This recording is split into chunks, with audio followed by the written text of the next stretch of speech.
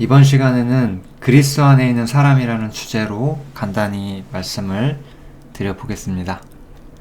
이것은 이제 우리가 복음이란 것, 복음을 통해서 믿는 사람들이 어떤 위치에 있는가, 그런 것들을 말씀드리는 것이 목표고, 우리가 예를 들면 단순히 이제 뭐 죄사함을 아는 분도 계시고, 아니면 그냥 뭐 칭의라고 이해하시는 분들도 있고, 그러니까 복음을 여러 가지 뭐 관점에서 이해할 수 있잖아요. 그런데 성경에서 우리가 예수님을 믿고 죄사함을 믿어서 결국 우리가 현재 어디 있느냐를 말할 때 우리가 그리스도 안에 있다, 항상 그 얘기를 하거든요. 그런 부분들을 좀 정리를 하는 게 목표라고 할 수가 있을 것 같습니다.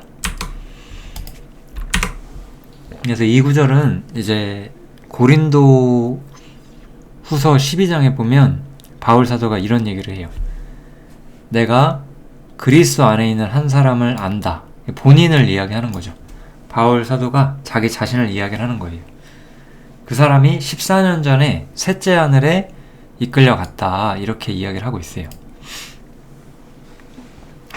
그런데 이 이야기가 우리한테 해주는 것은 우리도 바울처럼 뭔가 초자연적인 경험을 하고 셋째 하늘에 올라간다, 이런 의미는 아니에요.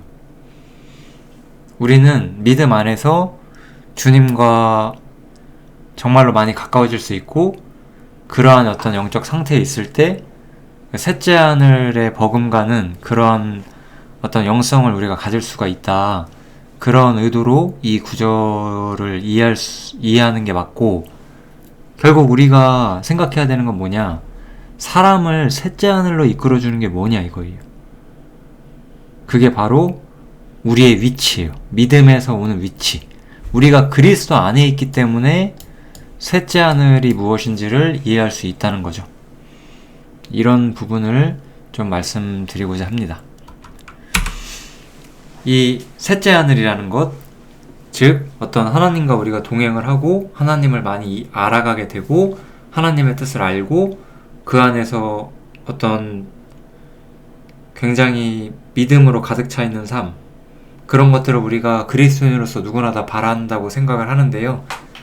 예를 들면 그것을 위해서 우리가 이제 일반적으로 신앙생활을 잘 해서 혹은 율법을 잘 지켜서 우리가 그런 상태가 될 수 있다, 이렇게 생각할 수가 있거든요. 그런데 성경은 무엇라고 말을 하느냐, 율법으로는 불가능하다, 이렇게 이야기를 하는 거죠. 율법은 이거예요. 율법은 쉽게 말하면 육신이 연약하여서 할 수 없다라는 거예요. 율법은 사람이 할 수 없는 것을 명령을 하고, 오히려 그렇기 때문에 사람이 그걸 못하기 때문에 율법의 결과로는 우리가 정죄를 받게 되죠. 우리가 하나님이 요구하시는 것, 율법이 요구하는 것을 우리가 실행하지 못하기 때문에 오히려 정죄를 받는다, 이거예요. 율법은 어떤 역할을 가지고 있느냐, 율법은 그 명령 자체가 잘못되어 있진 않아요. 율법은 거룩하고 계명도 거룩하고 의롭고 선하다라고 분명히 말을 하거든요. 율법은 아무런 문제가 없어요. 그런데 율법은 그렇기 때문에 피조물들에게, 우리 사람에게, 사람은 어떤 존재며 어떠한 의무를 하나님 앞에 어떠한 책임을 가지고 있는지를 말을 하고 그것을 행해야 한다라고 말을 해요. 그렇지만 사람은 실제로 연약하기 때문에, 육신이 연약하여 할 수 없다라고 아까 했죠. 연약하기 때문에 실제로 율법을 온전히 지킬 수가 없어요. 그래서 오히려 율법은 그걸 지킬 수 없는 사람의 어떤 경향성, 그 안에 있는 내적인 죄성, 이런 것들을 밝히 드러내고 정죄하고 심판한다, 이 부분을 굉장히 강조를 하죠. 그래서 사람은 율법의 요구를 이루는 것이 불가능하다, 우리가 그렇게 말할 수밖에 없고, 율법은 사람을 셋째 하늘로 이끌어가는 수단이 될 수 없다는 거예요. 율법은 오히려 진노를 이룬다 이거죠. 바울 사도는 어떤 자신의 행함이나 어떤 율법에 대한 순종 이런 것들을 통해서 셋째 하늘에 간 것이 아니에요. 행위로는 불가능한 거예요. 율법은 사람에게 그러한 자리를 가져다 주질 않아요. 왜냐? 우리가 육신에 있다면 율법은 우리한테 아무런 힘이 될 수가 없기 때문인 거죠. 왜냐하면 육신에 있는 자들은 하나님을 기쁘시게 할 수 없다. 성경은 이렇게 말을 해요. 이 육신에 있다라는 표현은 우리가 오늘 그리스도 안에 있다라는 표현을 배우잖아요. 그래서 육신에 있다는 것은 좀 더 정확히 우리가 생각을 해보면 육신 안에 있는 거예요. 그래서 육신 안에 있다는 말은 그리스도 안에 있다는 말과 좀 반대가 되고, 이 육신 안에 있다는 말은 아담 안에 있다는 말하고는 거의 동일한 의도로 사용이 되고 있습니다. 그래서 아담 안에서, 육신 안에서는 하나님을 기쁘시게 할 수 없다는 거예요. 왜냐하면 육신 안에서 사람은 율법을 준수해야 되는 책임을 가지고 있고 사람은 그걸 지킬 수가 없거든요. 그래서 하나님을 기쁘시게 할 수가 없는 거예요. 그래서 육신 안에서는, 아담 안에서는 모든 사람이 죽었다라고 이야기를 하는 거예요. 하나님 앞에서 하나님을 기쁘시게 하고 하나님을 영화롭게 할 수 있는 아무도 없어요. 이 아담 안에서 우린 이미 실패했기 때문에 아담의 죄성이 우리 안에 있고 우리는 그 안에서 하나님을 기쁘게 할 수가 없다 이거죠. 그래서 이 육신을 기반으로 한 것, 율법을 기반으로 한 것, 사람의 행위를 기초로 한 것으로는 하나님을 기쁘게 하는 어떠한 길도 없다 이거예요. 게다가 우리가 이제 사람의 어떤 실패의 모습을 보게 되는데요. 우리가 이 구절을 좀 더 살펴보면 여기 보시면 아담으로부터 모세까지 아담의 범죄랑 같은 죄를 짓지 아니한 자들 위에도 사망이 왕노릇했다라고 말을 하고 있어요. 이것은 무엇이냐? 아담으로부터 모세까지란 말의 의미가 뭘까요? 모세가 율법을 받았거든요. 율법 이전의 사람들을 말하는 거예요. 율법과 상관이 없는 사람들, 율법과 상관이 없는 사람들도 사망이 왕노릇하고 있다라고 말해요. 왜냐하면 아담의 범죄랑 동일하진 않지만 사람은 아담의 후손이기 때문에 아담과 똑같진 않지만 하나님께 불순종하고 있고, 그렇기 때문에 사망이 왕노릇하고 있다라는 거죠. 또한 이건 이제 유대인들에 관한 이야기를 하는 건데, 저희는 어때요? 아담처럼 언약을 어겼다라고 말해요. 또한 사람은 율법이라는 기준에 비쳤을 때 율법을 어겼다라는 거예요. 이 육신 안에서 사람은 성공할 수 없다는 거예요. 율법이 없어도 실패하고 율법이 있어도 실패하고, 이걸 좀 이해하시면 좋을 것 같아요. 사람은 내가 뭔가를 모르기 때문에 실패한다라고 생각을 하고, 내가 뭔가를 더 배우고 내가 뭔가를 더 알면 잘할 수 있다라고 생각할 수 있는데 그렇진 않아요. 그리고 최종적으로는 어떤 실패를 하느냐? 예수님을 영접하지 않는 실패를 하게 되죠. 이 모든 것들은 어디서 있는 거예요? 육신 안에서. 육신 안에서 사람은 율법을 지키지도 못했고 언약을 어겼고 죄 가운데 있었고 하다못해 예수님을 거부하기까지 했다는 거예요. 사람들은 성경에서 영생을 얻는 줄 생각을 하고 성경을 상고하지만 실제로는 어때요? 영생 얻기 위해서 내게 예수님께 오는 것은 원하지 않았다라고 말을 하는 거예요. 우리가 한번 생각을 해보세요. 성경을 열심히 읽지만 예수님께는 가지 않는다. 그러면 그 사람의 성경 열심히 읽는 게 의미가 있나요? 의미가 없겠죠. 왜냐면 성경을 우리가 가까이 하는 이유는 예수님께 가기 위함이기 때문에, 만약에 예수님께 가길 원하지 않는다면 성경을 얼마나 많이 읽느냐 이런 건 아무런 의미가 없게 되는 거죠.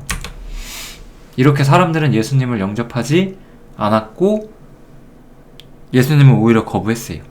육신 안에서 사람은 전적으로 실패했다는 거예요. 성경에서 우리한테 말하는 것은 무엇이냐?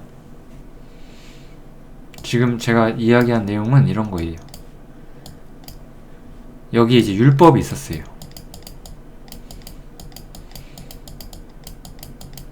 그 다음에 예수님이 오셨어요. 그런데 율법이 없을 때 사람들은 하나님을 기쁘시게 할 수 있었냐? 실패했어요.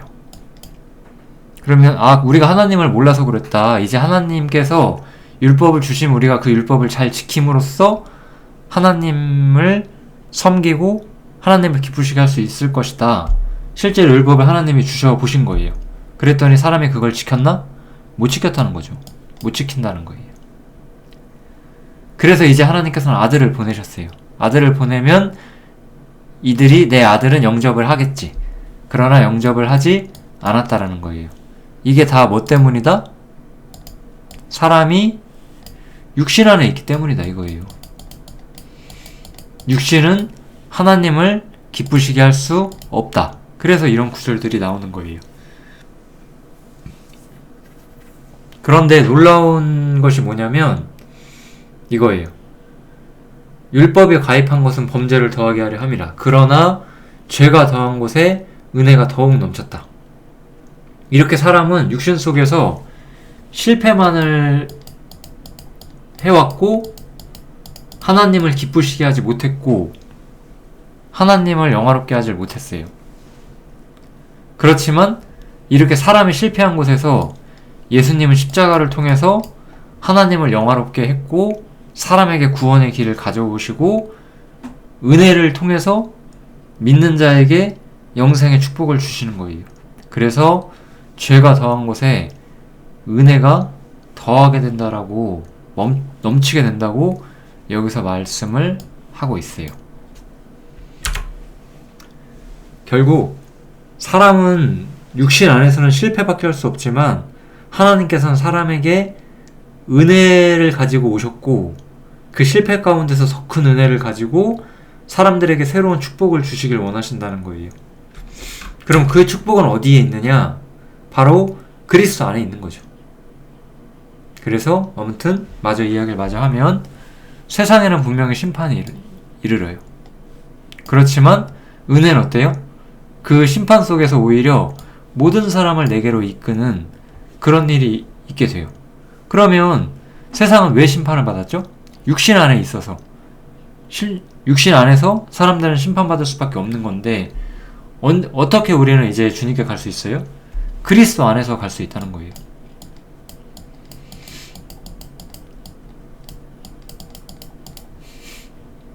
여기서도 보시면 이 하늘의 미랄 이야기가 있잖아요. 이 하늘의 미랄은 우리 어떤 개인이 엄청난 헌신과 어떤 자기 부인, 자기 비움, 희생을 통해서 열매를 맺는 우리들의 업적을 말하지 않아요. 이 성경을 보면 이 하늘의 밀은 예수님이라는 게 분명히 보이거든요. 예수님이 떨어져 죽지 아니하면 하늘 그대로 있지만 죽으면 많은 열매를 맺는다고 했어요.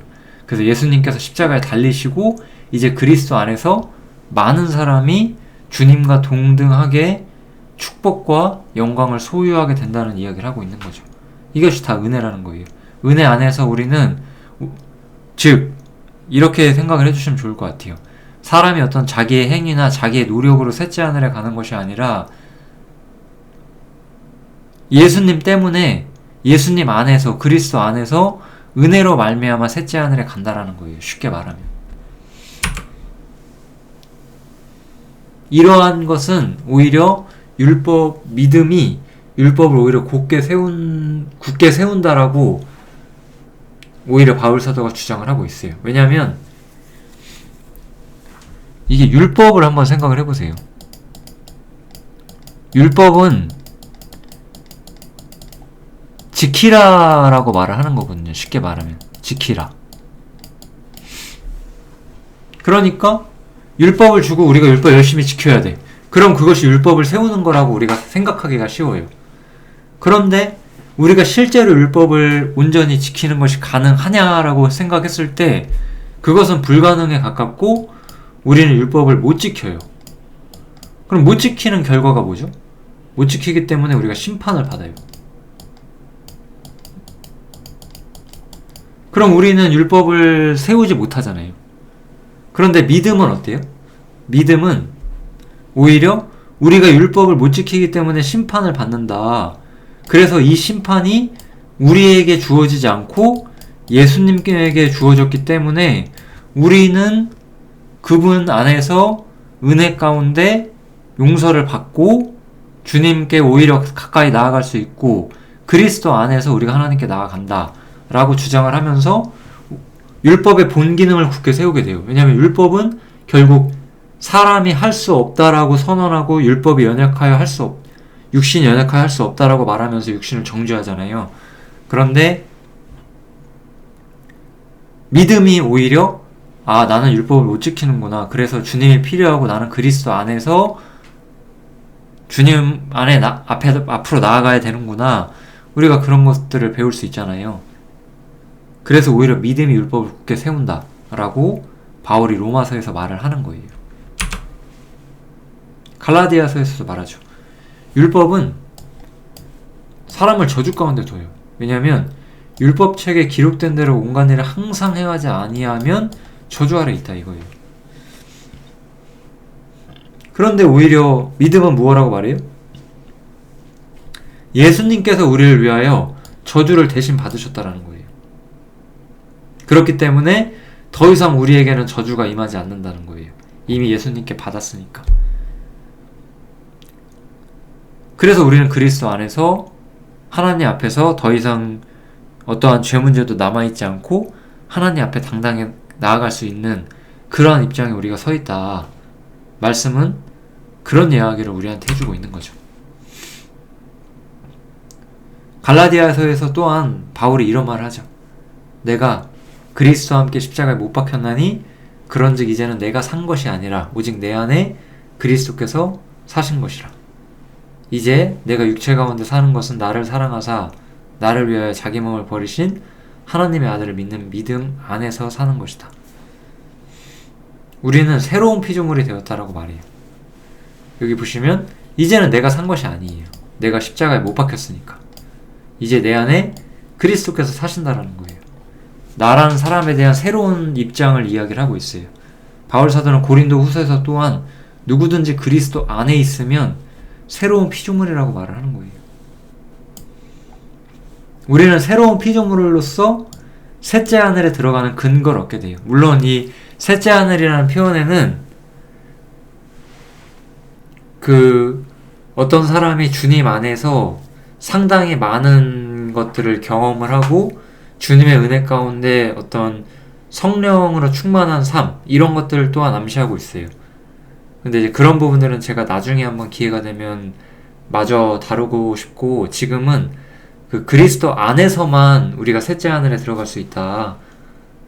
그 부분을 좀 더 강조를 드리고 싶어요. 일단은 우리의 모든 축복은 단순히 우리가 죄사함을 받았기 때문도 아니고 우리가 어떤 율법이나 계명이나 어떤 교회에서 정해준 질서를 잘 따르기 때문도 아니며 선행이나 의를 추구하기 때문도 아니고 그리스도 안에 있기 때문에 모든 복이 온다라는 거, 그것을 말씀드리고자 하는 거예요. 바울은 그래서 또한 이렇게 말을 하죠. 너희 속에 하나님의 영이 거하시면 너희가 육신에 있지 않다. 성령 안에 있다. 라고 말하죠. 우리가 육신 안에 있지 않다라는 거예요. 그래서 우린 육신 안에 있지 않고 우린 어디 있어요? 반대로 그리스도 안에 있고 하나님의 약속은 얼마든지 그리스도 안에서 이해가 된다라고 말하는 거예요. 이 그리스도 안에 있는 것이 무엇인지를 우리가 생각하는 것, 그게 무엇인지를 우리가 알고자 하는 것, 그것이 되게 중요하다라고 저는 말씀드리고 싶습니다. 단순히 그냥 나 이제 죄사함 받아서 천국 갈 수 있어, 단순히 이렇게 말하는 것이 우리의 믿음의 전부가 되지를 못해요. 우리가 그리스도 안에 있다라는 것, 그 말이 어떤 의미를 갖고 있는지를 우리가 생각을 해보는 것, 그것이 매우 중요합니다. 그리스도 안이라는 게 뭐죠? 아담 안에서는 모든 사람이 죽은 것처럼 그리스도 안에서는 모든 사람이 삶을 얻었다라고 말하고, 첫사람은 땅에서 났고 그래서 땅에 속한 자라고 말하는 거예요. 근데 둘째 사람은 하늘에서 나셨다라고 말을 하죠. 즉 우리는 그리스도 안에서 하늘에서 난 존재가 되는 거예요. 성경은 이렇게 말하는 거예요. 아담이 있고 그리스도가 있어요. 아담은 저주 아래 있고 땅에 속했고, 그리스도는 축복 속에 있고 또한 하늘에 있고, 모든 것이 대비되고 있죠. 성경을 보면 우리는 여기 속한 사람이었는데 믿음을 통해서 여기에 들어왔다라고 성경이 이야기를 해줘요. 우리한테 완전히 새로운 이치에 들어갔다. 그래서 우리가 그리스도 안에 있다라고 말을 하는 거예요. 아담과 그리스도 제가 이렇게 몇 구절을 비교를 해놨죠. 아담으로 말미암아 세상에 죄가 들어왔어요. 그죠? 그래서 사망이 모든 사람에게 들어왔어요. 그런데 예수님께서는 순종을 통해서 많은 사람이 그분 안에서, 그리스도 안에서 의인이 되게 해주셨어요. 예수님께서는 오히려 세상 죄를 지고 가는 하나님의 어린 양으로서 하나님께 온전히 순종하고 의의를 가져오기 위해서 세상에 오셨어요. 아담과 그리스도는 완전히 다른 입장에 있어요.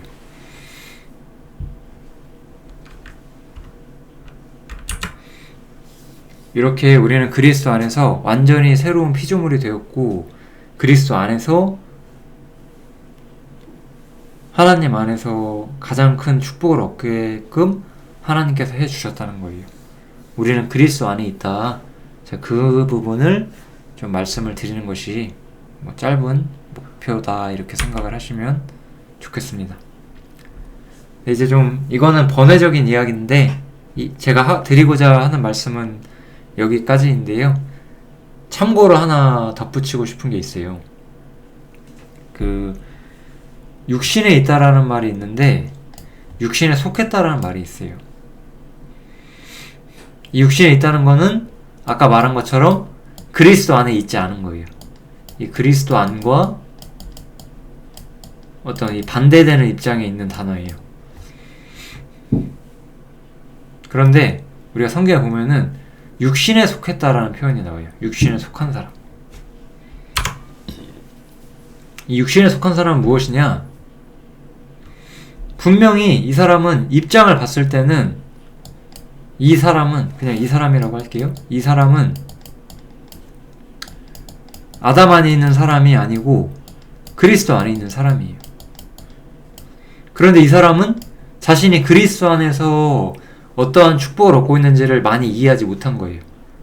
그리스도 안에 있다는 게 무엇인지를 자주 생각하지 못했고 아직 온전히 빛을 많이 보지 못해서, 그래서 이 사람은 어쩔 수 없이 아담 안에서 자신이 부여받았던 그 책임, 율법이나 의무를 보게 되는 거예요. 그리스도 안에서 우리는 또 새로운 삶의 목표가 있어요.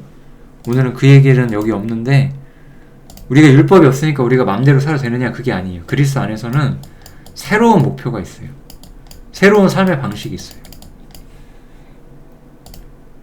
이것을 발견하는 것도 또한 중요한 문제일 것 같고요.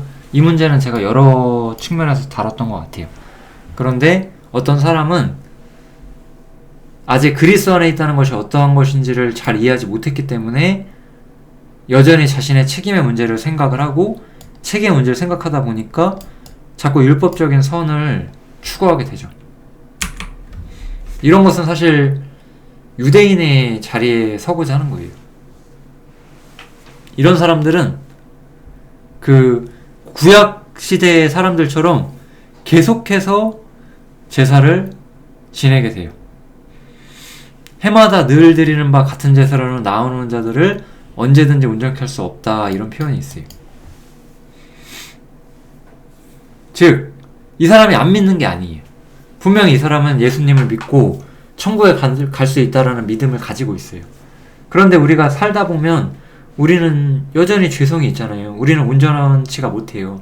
그렇기 때문에 우리는 실패할 수밖에 없어요. 그럼 그렇게 실패할 때마다 반복적으로 피해 호소를 해요.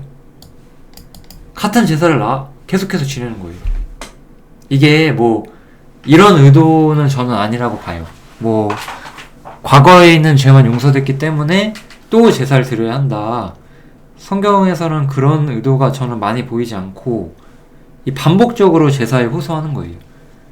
그러니까 제사 자체의 효력이 부족하다는 게 아니라 자기 양심 때문에 또 제사를 드리고 싶어 한다는 거예요. 그러니까 일종의 재확인을 받고 싶어 하는 거죠. 이것에 대한 우리의 마음은 재확인을 받고 싶은 거예요.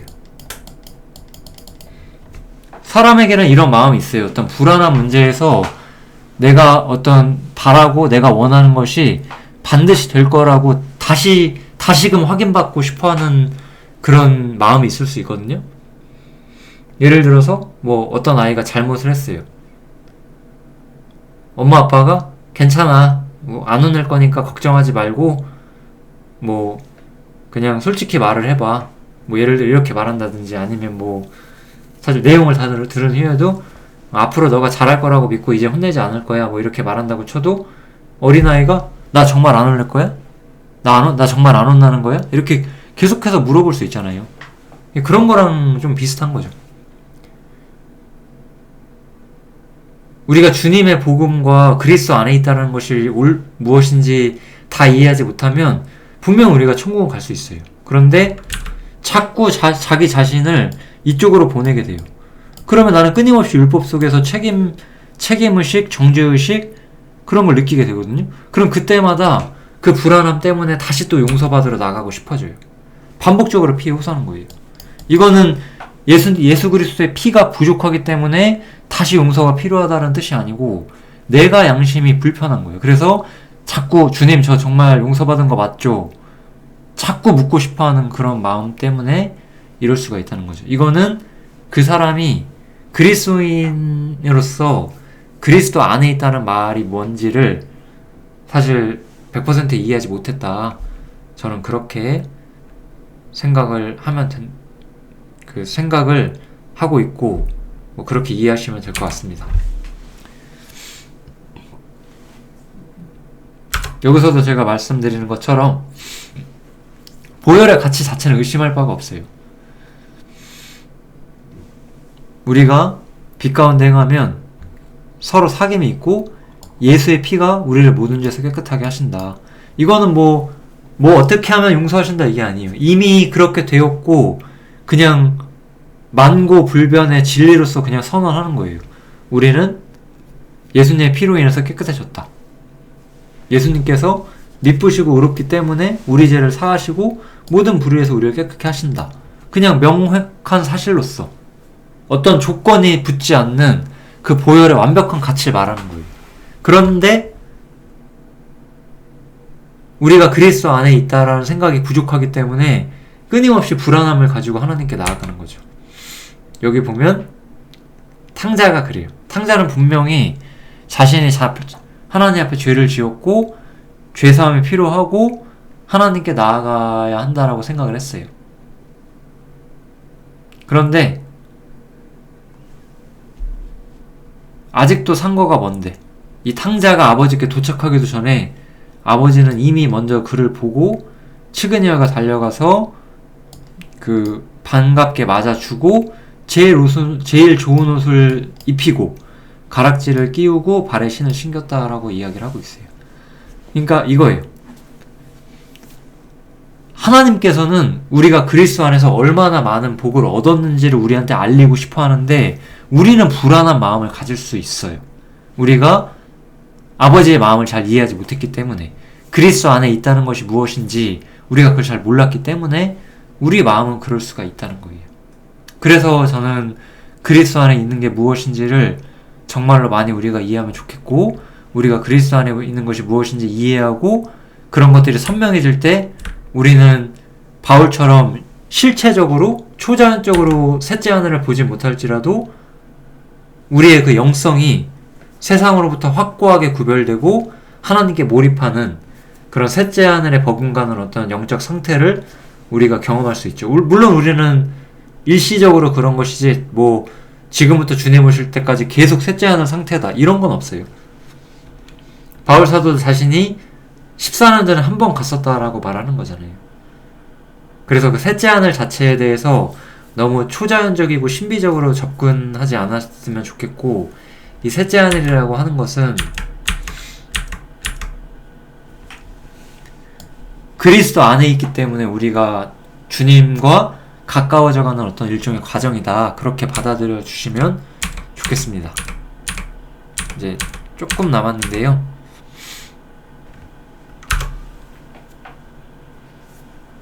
우리는 아버지의 마음을 이해를 해야 되는 거예요. 그리스도 안에서 내가 어떠한 복을 얻었는지를 이해해야 돼요. 그런데 우린 탕자처럼 불안할 수 있어요. 끊임없이 보혈에 호소하면서 제가 용서받은 게 확실하죠? 라고 하나님께 묻고 싶어 할 수 있어요. 내가 또 실패했지만 하나님께 날 용서해 줄 거라고 믿음과 확신을 끊임없이 요구할 수 있어요. 그렇지만 하나님께서는 우리가 그러한 불안한 상태를 이렇게 유대인의 자리에 서 있고 육신에 속한 자처럼 끊임없이 불안해 하시기를 원하진 않는다고 저는 생각을 해요. 그래서 그리스도 안에서 우리가 어떤 복을 얻었는지를 배워가는 사람들이 됐으면 좋겠습니다. 예, 이 그리스도 안에 있는 사람이라는 주제에 대해서는 이 정도면 될 것 같습니다. 감사합니다.